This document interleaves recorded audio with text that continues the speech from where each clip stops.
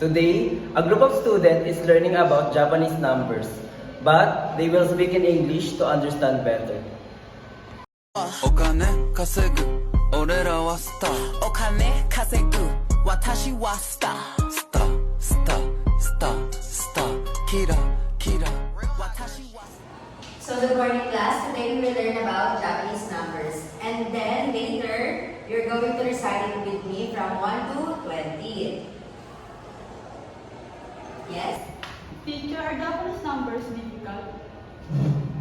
Not at all. But later, I will ask you one by one.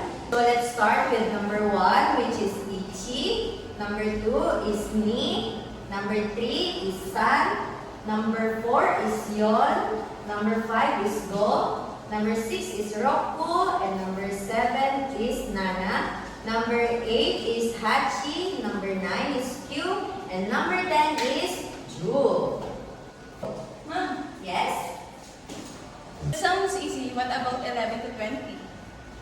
So in Japanese, we just combine numbers. So for example, number 11. Number 11 is Juichi. Number 12 is Juni. Number 13 is Jusan. And so until number 20, which is Niju. Yes? The Japanese number follow a pattern? Exactly. So class, let's practice counting together.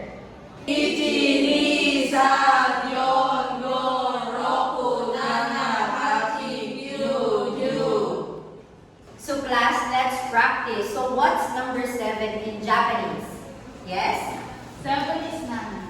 Very good. So what's number 15? Yes? 15 is Jugo. Very good. So excellent class. So now let's imagine using numbers in real life. The students imagine they are in Japan buying items from a shop. Hi, I would like to buy 3 souvenirs. 3 in Japanese is san. So you want san souvenirs? Yes, how much is 5 keychains? 5 in Japanese is go. So you want 5 keychains? What if I want 10 snacks? 10 in Japanese is ju. So you want ju snacks? Very good class. You did great. So Japanese numbers are very useful and easy to learn, right? Yes! I feel confident using numbers in Japan.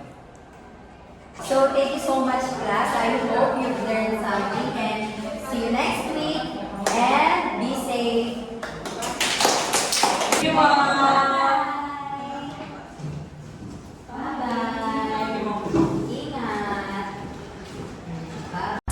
失って初めて気がつくなんてそんなダサいこと